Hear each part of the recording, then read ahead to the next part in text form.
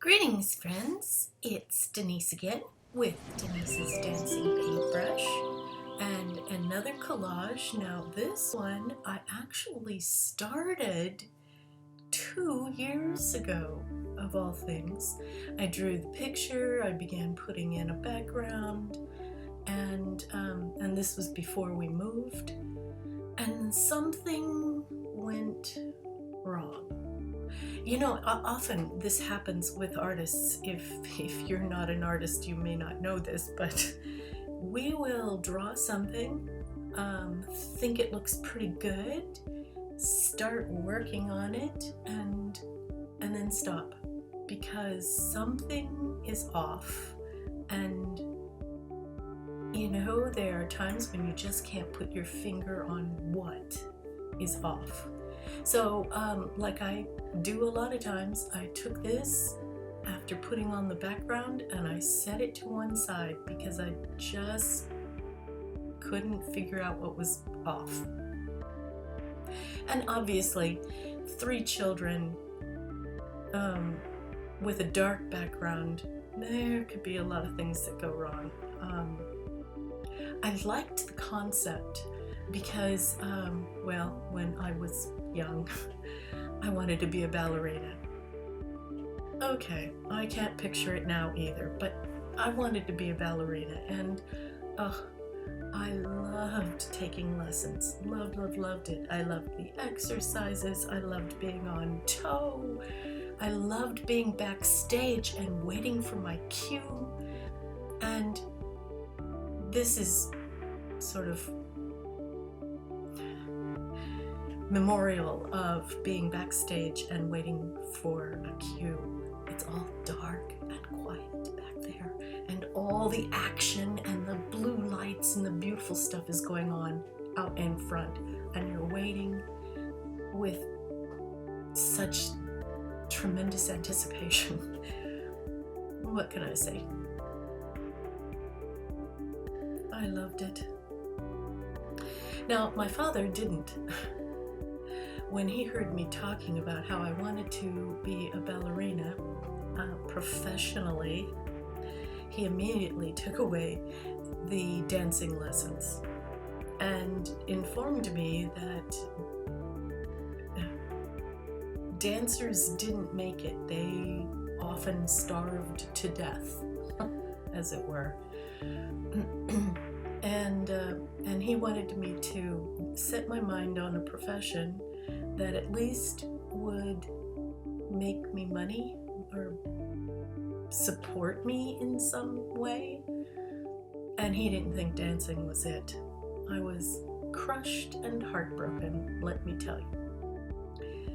And the funny thing is, I went into art and he said the same thing. I was going to starve to death. Artists don't make any money until they're dead. And well, see, by this time I've heard the story, and you can take the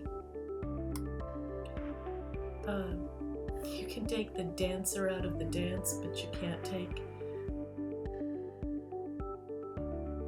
take it all the way. You can't take the art out of the artist. It's going to come out one way or another, and so I often will paint or draw dancers, ballerinas in particular, which is why I liked this picture, why I thought the concept was going to work for me.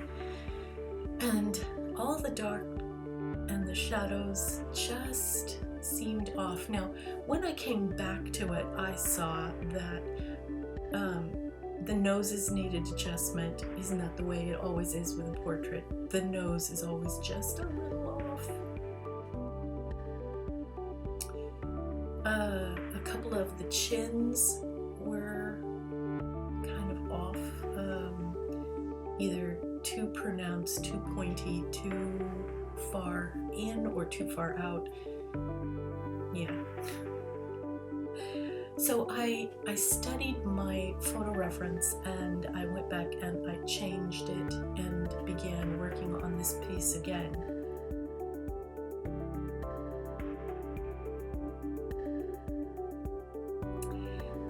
And in the end, I like the faces, but you'll have to tell me what you think, because I just think that the color of the shirt I put on the girls is not quite right. Yeah, I may change that, but you'll see it in the end.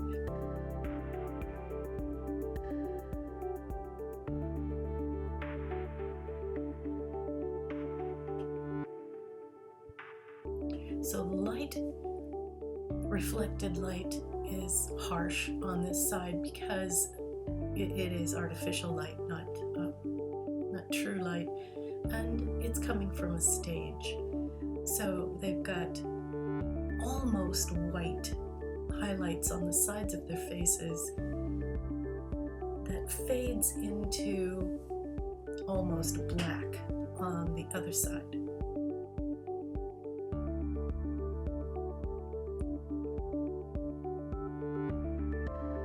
And as I do a lot, I use orange for the transition between light and dark on a face.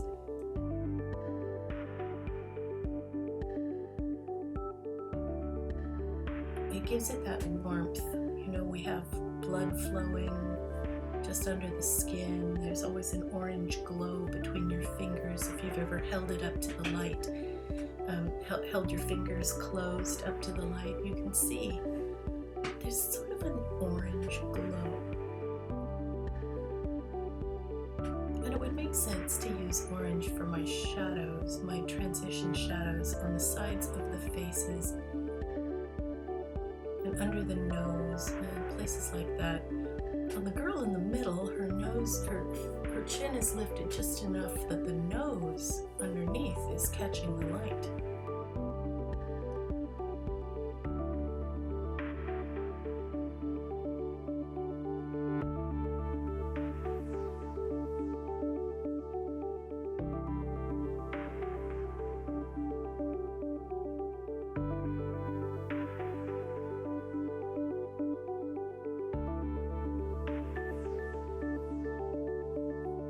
So there's a lot of blue.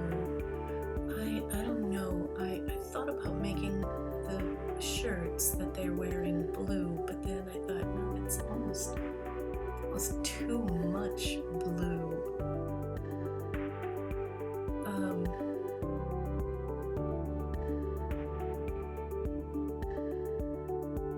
I thought of pink, and that might have worked.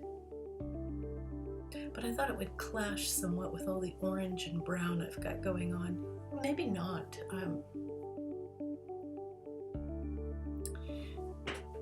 Still torn.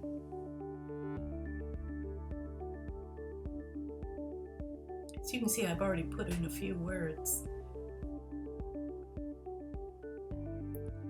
which I often do with collage, because I can.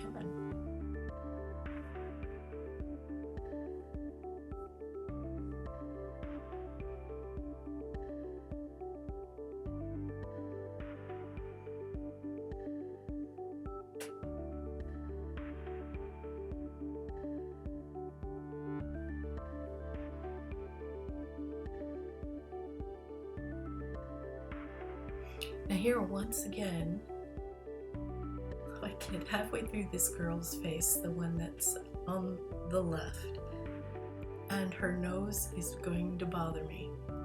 It's just not quite right. It's too big for her face, for a little girl.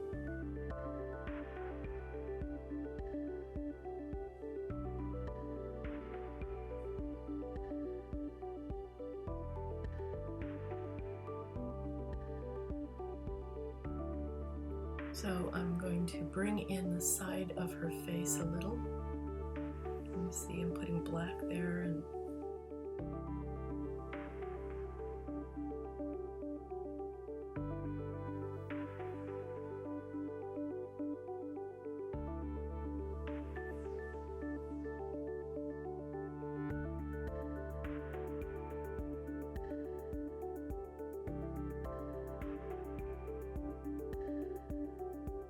highlight on her eye.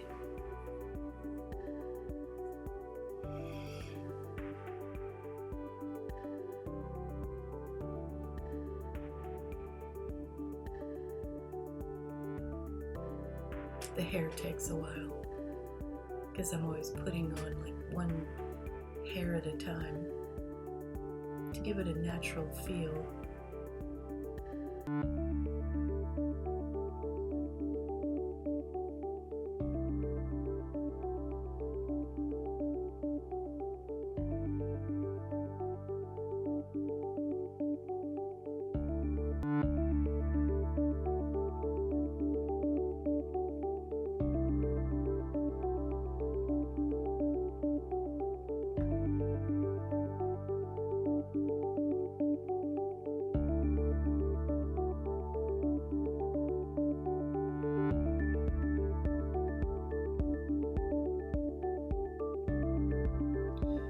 Well, the thing is, if it doesn't work, this picture that I'm calling Backstage,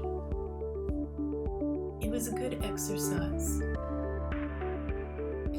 And from time to time, I'll do a picture, finish it to completion, and never be totally happy with it, and end up just sticking it in the back of my portfolio or the back of a closet, and it never sees the light of day, or an art show or anything like that. And here you have it. I've got it all finished, and I made their shirts yellow. Just don't know about that yellow, it might be too much. And I left a pumpkin on top of this girl's face, so I had to remove it. You can see I've got a few words, a little bird up there, some dolphins, time machine, artists backstage, in little letters there in the middle. But that yellow, almost too much. Maybe I should make it more tan or white. But there it is, all done. Tell me what you think. What color would you do the shirts for the girls? And thanks so much for watching all the way to the end. I certainly appreciate it. It just gives me such kudos. Give me a thumbs up if you liked this, and do subscribe. It really helps my channel. And check out some of my links. Thank you, everyone. I so appreciate you. You're wonderful. You're why I do this. See you next time. Bye, everyone.